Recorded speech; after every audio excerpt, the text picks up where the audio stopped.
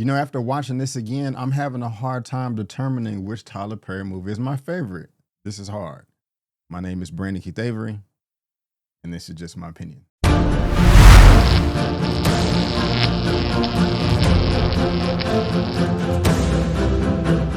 All right, now, guys, we have Why Did I Get Married? Came out in 2007, rated PG-13, coming in at 1 hour and 53 minutes. This one is being described as feel-good romance, romantic comedy, drama, and romance. Now, of course, this is written and directed by Mr. Tyler Perry. This is what the gentleman looks like. We all know him. Very, very famous Medea's Family Reunion, Diary of a Mad Black Woman. He was also in Gone Girl, because he's not just a writer, director, or producer. You know, the man be acting as well. I mean, he has a ton of credits. Do we have to just go through his whole filmography? You know who Tyler Perry is, but if you don't, you can look him up. Here he is right here. You know, if you're a fan of Tyler Perry and you've seen all of his films, or what's your favorite, what's your worst, let me know down in that comment section below. But if you're saying, again, Brandon, why are you reviewing this Tyler Perry movie that came out in 2007? Tyler Perry recently came out with Straw in June or July of this year, 2025, on Netflix. I didn't really care for it. I didn't like it. It was controversial. Some people liked it, some people didn't like it. People getting offended, comment sections here and there, everywhere. But I did like 688, and I was like, okay, but Tyler Perry, it's a flip of a coin. Some of his movies I like, some of them I don't like. Let me go through his whole filmography, or just the ones that I do like, and I'm gonna talk about those films. And it's a good 10 or 11. Really, I like Tyler Perry's earlier work than his latest work. Acrimony, A Fall from Grace, Duplicity, Straw. Not my favorite, but Why Did I Get Married 1 and 2, which I'm talking about right now. Daddy's Little Girls, The Family That Prayed. I did like those films, so I'm going through all the ones I like, the positive ones. I'm doing that by myself. I'm also doing that with my homie Kimberly from Southern California. I'm doing my solos reviews, then we're doing our spoiler reviews. We've already recorded this one right here. Had a great discussion. So make sure you subscribe to me and to her channel. Link in the description. Make sure you go check out the spoilers review, all that good stuff. So we having fun with this right now. And when it comes to this film, Why Did I Get Married? It's up there. It's one of my favorite. I like this one. I like the sequel. I like The Family That Prays. Okay, I'm gonna have to do like a top 5 or a top 10. And so yeah, let's have fun with this. So before I get into all the nitty gritty, before I talk about all my likes and dislikes, let me tell you exactly what this film, Why Did I Get Married, is all about. The big screen adaptation of Perry's stage play about the trials of marriage and what happens to one family when a young sexy temptress arrives on the scene. I do not remember that synopsis of describing the movie. That's hilarious, but that kind of gives things away. I'm not gonna go deep spoilers with this. That's what the spoilers review is for. But again, this came out in 2007. Was that 18 years ago, if my math is correct? And so there may be slight spoilers here and there, but I'm pretty sure you've seen this movie. But I loved it. Again, like I said, this is one of Tyler Perry's greats. And one of the things I like about it is you get a nice variety of characters that are just not all the same, but are all black. It's people that look like me. And I felt that I can cherry pick just a little bit out of everyone's relationship of something that I've witnessed, something that I've experienced, something that I can relate to, or know someone that's close to me that has. And not with it just being a drama. This is also a comedy as well. And I keep saying this, Tyler Perry does a great job with combining drama with comedy at times. And in my opinion, that can be very difficult to do. Another thing I loved about this film is the characters feel like they're going on an adventure, something that's out of the norm. Everybody loves a vacation if they have that opportunity. And these couples are going on a week vacation in Colorado where it's snowing. And I am not one that loves the cold. If it was up to me, I would rather be hot than cold. But at the same time, I wouldn't mind going on a little extravaganza to a snowy mountain and spending a little vacation there. So for me, at least, it felt like just a step out of the ordinary. And that's just something that I do appreciate, getting out of the house, seeing what is out there in the world, just change your environment. That's all cool. Snowy mountains, it's a different environment for me. So that's just something that did get me excited. Another great thing about this film is it's just fun. Whether you're watching it by yourself, a group of people, or in a theater. Now, of course, they're not gonna be re-releasing this in theaters. That would be a long shot. But I just remember when I was watching this in theaters back in 2007, how fun it was. It was like, okay, a Tyler Perry movie, this is an event. And I go to a theater and it's just nothing but black people for the most part that looks like me, and just experiencing this movie with a large crowd just makes it that much better. I love that in my action and martial arts films, but when you have a comedy or a drama and in this case, both, it just makes it that much better. Me experiencing it, of course, but it just makes it that much better just to see how other people are experiencing things too. The men, the women, the children, everybody. It's just a fun ride. And that is fun. But again, I had to rewatch this, of course, and I had fun watching it by myself. It's just a feel-good movie where it has you smiling on the inside towards the end. I also love the life lessons that we get in this film. And also just, I didn't know this until recently. This is adapted from a stage play, and most of Tyler Perry films are, most of us know that. There were a number of church scenes that was taken out of the script towards the last moment just because Tyler Perry did not want it to sound preachy. I didn't know that until recently, until I hit record and we're just looking up some notes. That's interesting to me because there was still one point in this movie that it did seem preachy to me where Tyler Perry was trying to give some statistics of Black women, and I was just like, it was just the delivery. I was like, oh, okay, let's move on past that. That's just a little nitpick. Again, I did love the movie overall. I may come to some nitpicks later, but I just thought that was a fun fact that more of the church scenes was taken out of this film because I never knew that, and this film is like 18 years old. But I was talking about the characters earlier, and this film is stacked. We got Tyler Perry, of course, Sharon Leah, Malik Yoba, shout out to New York Undercover, Richard T. Jones as Mike. Man, Mr. Diabolical Devil right there. I'm a huge fan of Michael Jai White, and also Layman Rucker, who plays Sheriff Troy.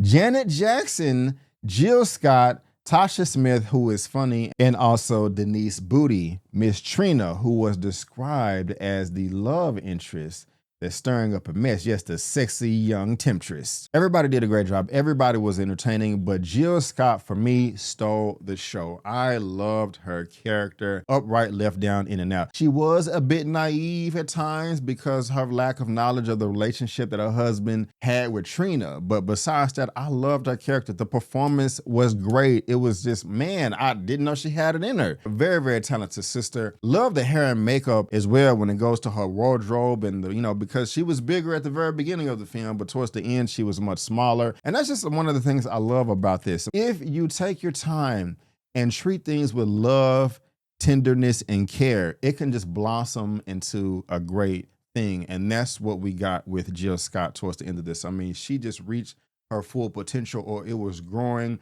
just spread her wings out like a beautiful butterfly. And I was just sitting there like, my, and so was Troy in this movie. So was Troy. Don't know what I'm talking about. See the movie. But he was like, Mike, you tripping, okay? I crawl all up in there, you know what I'm saying? But for real, but no, her character was very, very special. And I loved her journey in this because a lot of times in life, where you think that there is nowhere to run, there's nowhere to turn, just the tunnel is dark, you don't know what to do. If you just turn and just pray to God and ask him for help, he will lay out a path in front of you. And that's literally what her character had to do in this film. I mean, her husband, Mike, was diabolical. This is crazy. Made her drive across country in snowy, stormy, blizzard weather. That's crazy. But she was like, nah, I'm gonna play my praise and worship. I'm gonna keep a good attitude and stay positive, and God, I want you to lead the way. And while she was driving into some BS, or that's what it seemed like, she was actually driving to her future husband, Troy. Man, hold up. You know what I'm saying? We don't witch. Oh, I'm joking. But seriously, though, when you have those type of themes in the film to where someone like me and a lot of other people are believers and they can resonate with it, yeah, you're going to have a great film. And that's what they did here, especially again with the performance from Jill Scott.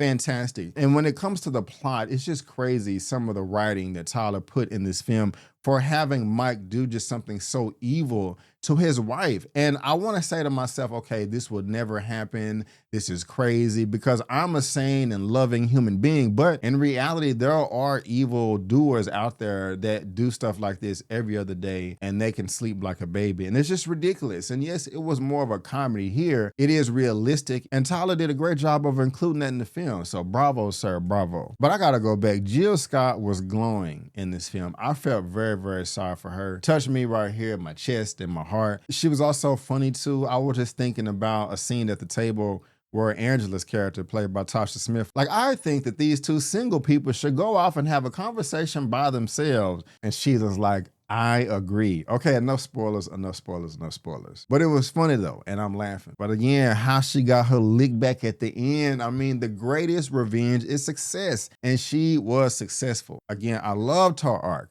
I loved her journey. in this film. It was the best. And talking to my men out there, my brothers, this just goes to show. I mean, you got it right there. If you got a woman that is truly down for you, no matter what, pour into her.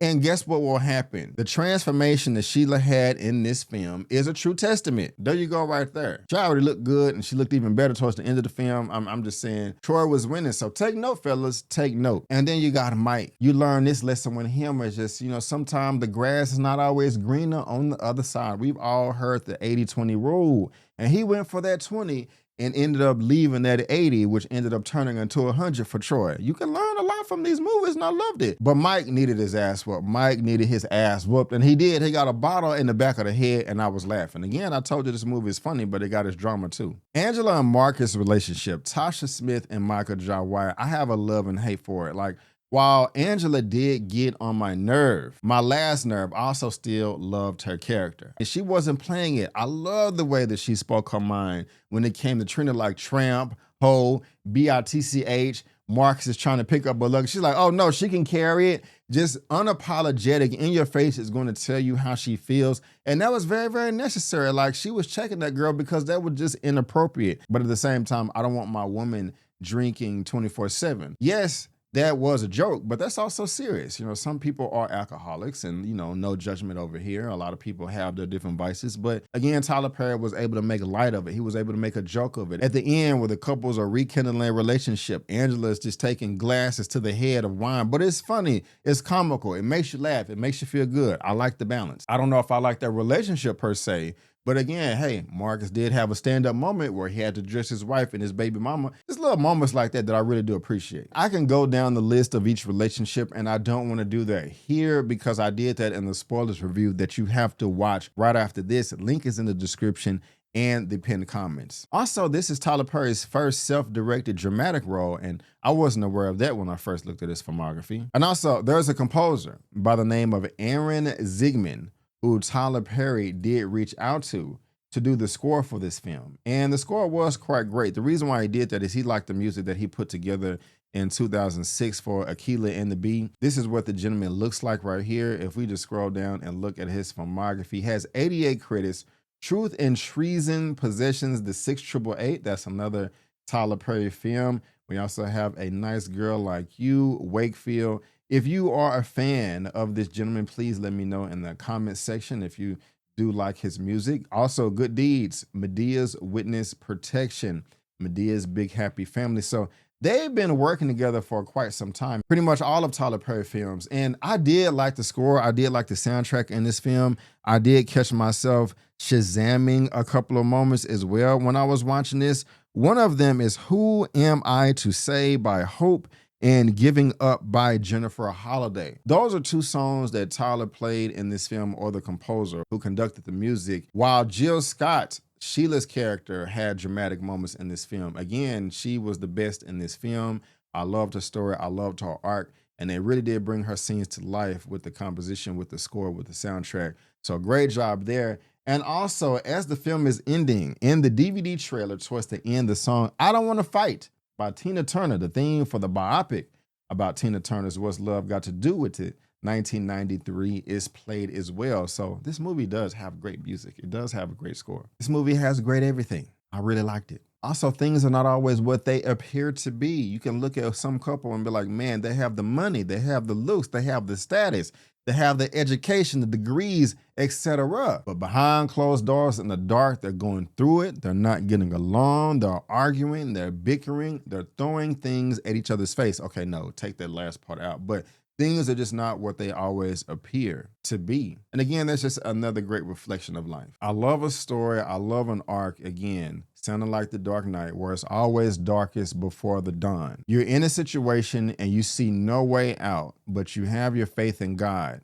Or even if you don't even believe in God, if you just don't give up and you just continue to try and push on with logic as well, your life is not over. This situation, this one page, this one chapter in your book is not a representation of your whole life. And you can rewrite that mug too, because you are the author. Again, I feel that way about Sheila. I feel that way about a number of characters in this film and a lot of Tyler Perry's films. That's why we're talking about it. But yeah, this was a great one right here. I really did enjoy it. It's like top 3, top 4 for me. And so if you want to know more, please click that subscribe button. Also, click the link in the description and the pinned comments for the spoiler review. We had a lot of fun talking about it, and I know you'll have a lot of fun watching it. So guys, thank you for tuning in. And if I were to rate this, it gets like, I don't know, like an 8.59. It's up there. I really did enjoy it. But guys, again, thank you so much for tuning in. And before you go, don't forget, I'm B. Avery. That's just my opinion. Peace. And I'll see you next time.